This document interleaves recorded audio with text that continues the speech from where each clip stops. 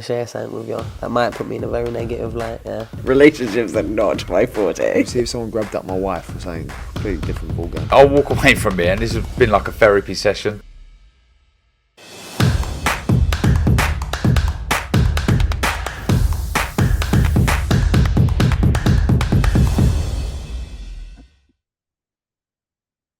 This is Ramid for IFL TV, proudly sponsored by Everlast. I'm joined by Anthony Sims Jr., who's back in LA, back home, obviously after a disappointing night on Saturday at Wembley Arena against Zak Chelli.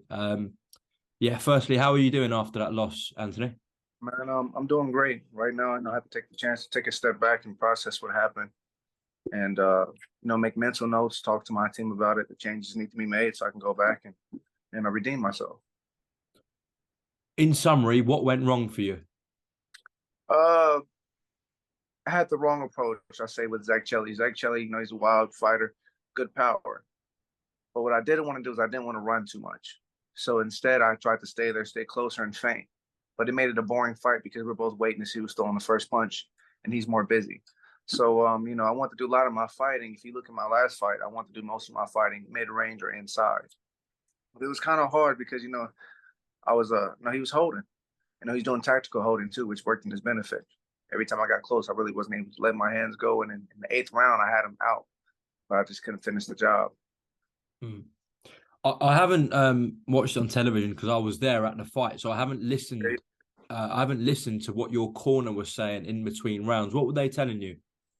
Oh, they tell me I'm down on points and I got to knock him out.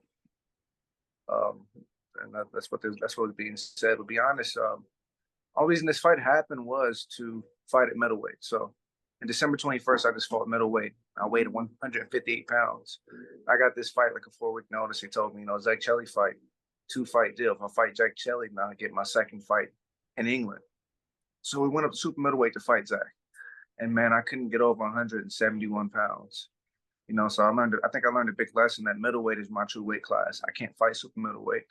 And I felt the difference when I was in there. I felt the strength. I felt that, the disadvantage, the size. He's a lot bigger than me.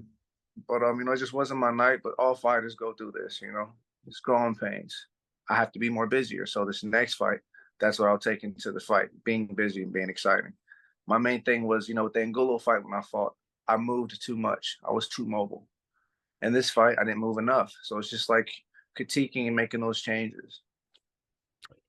So without going into too much detail, if you want to go into detail, that's fine, as much as you can say. What are the actual changes you're going to now make after Saturday?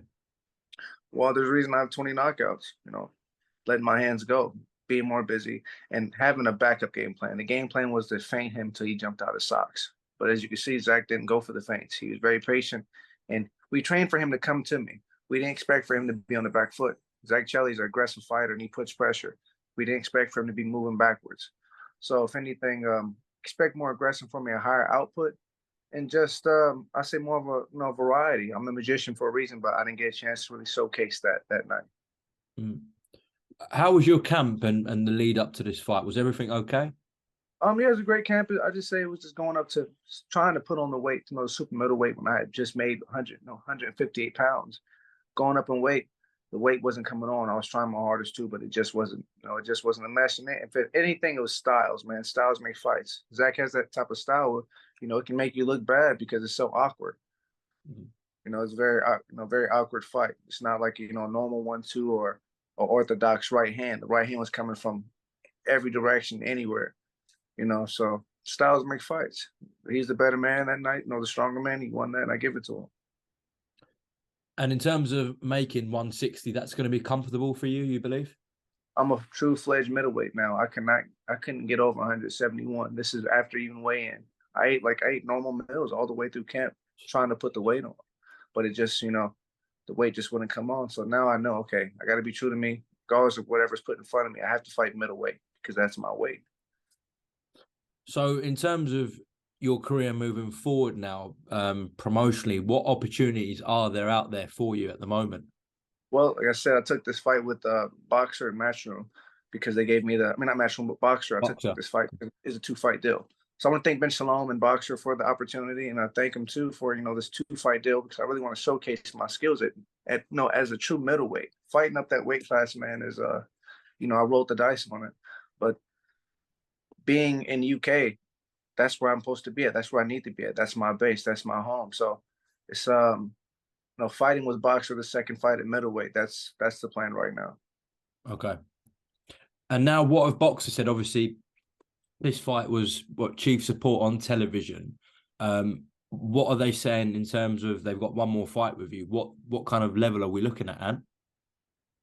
It could be anywhere from somebody in the top 10 to a base UK fighter. That's still negotiations right now, but the Zak Chelli fight was the main fight that we talked about until we make it past Zak Chelli, then we'll talk about the middleweight fight. We've made it past Zak Chelli, we lost, but they have the second fight, so I can show the world what I can do at middleweight. So expect me to be back in England, working with Boxer as a middleweight.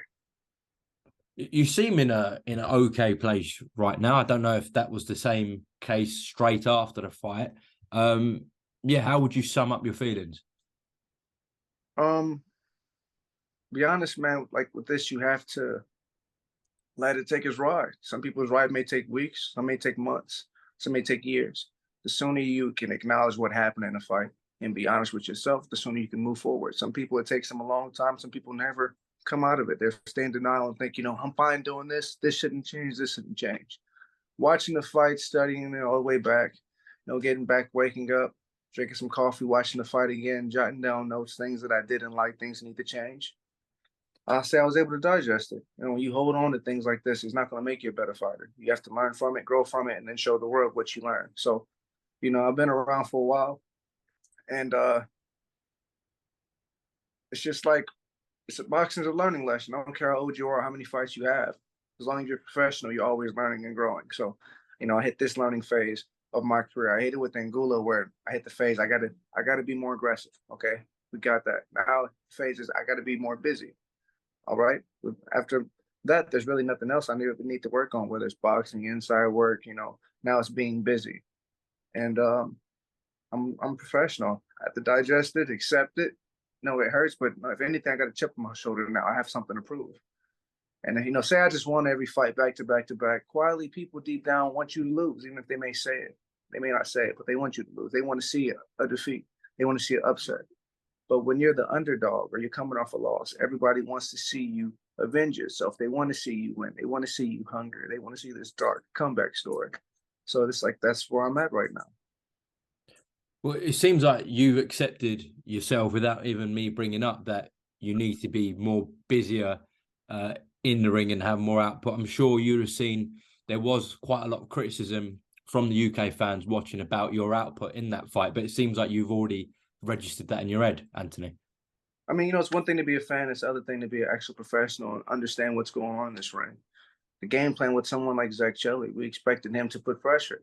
So getting rounds was to feint and be patient. With Zak Chelli, what you don't want to do is run in on somebody. Zak Chelli or Carl Frock, anybody who just throws big punches. Worst thing you could do is just press them and run them. You feint them and wait for them to come to you. But what happens when you're feinting this person and they're not coming to you? And they're just throwing big shots and you're catching the shots, but you're still not busy. Then it makes it a boring fight. I mean, in the 8th round, he finally decided to jump in. He got confident. He jumped in and he ran right into my right hand. But I just couldn't get him out of there. Whether I just didn't have the extra power, the extra weight to. I won't make any excuses. I had the chance to, and I couldn't get him out of there, man. He was holding for dear life, and I just couldn't. But at middleweight, I know for a fact it'll be a different story. I'll have that extra power, that extra speed, that leverage, and I'm going to let my hands go. It's like not every, but almost every champion went through this type of where I'm at, whether it's Marvin Hagler losing to Sugar Ray Leonard or champions losing at the height of their careers, or just having to go through that style change or add something. Floyd fought, I think it was Costello, his first fight. Yeah. It wasn't a great fight. He had to come back his second fight when he beat him. It was a beautiful fight. He was busy. He was aggressive. He made that change. That's what boxing is about, adjusting. You have to come back and make that adjustment. Mike Tyson couldn't make the adjustment after Buster Douglas. That was all he knew. Go forward and try to knock you out. Some fighters can make the change, but that's what makes you great. That's what makes the sport exciting. Fighters can come and be a completely different person given any night, depending on who's in front of them. So, yeah, man, it's just taking a step back and just really digesting what happened and being honest with myself. And that's what I've been able to do these last few days. I'm just excited to get back to to boxing. So yeah, just before we wrap up, do you have? I know it's only a few days after this fight, but do you have a date in mind, roughly when you can be back in the ring? There's no specific dates. It's just within a certain time frame, but sooner I can like I said, digest all this, get back to the gym, make those critical changes need to be made. The sooner you see me back in England, and I can show the world why I'm called the magician, and hopefully get a good style in front of me, somebody who knows boxing, those are orthodox 1-2, or who's going to put pressure, because I want an exciting fight. I don't want to fight. We're both waiting back, and here I am. I'm a counterpuncher, so boring fight for a counterpuncher, somebody who's not throwing punches. So now I have to be busy. I have to, make it exciting, be the variety puncher, and it gives me something to do. Okay, well, Anthony, thank you very much for your time. Yeah, we'll see you back in the UK, I'm sure, this year when you have your next fight, and we'll catch up then.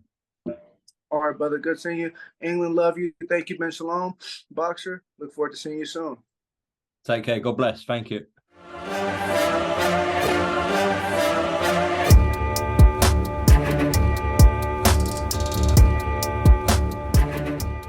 I'm going to share something with you that might put me in a very negative light, yeah. Relationships are not my forte. See if someone grabbed up my wife or something. Completely different ballgame. I'll walk away from it, and this has been like a therapy session.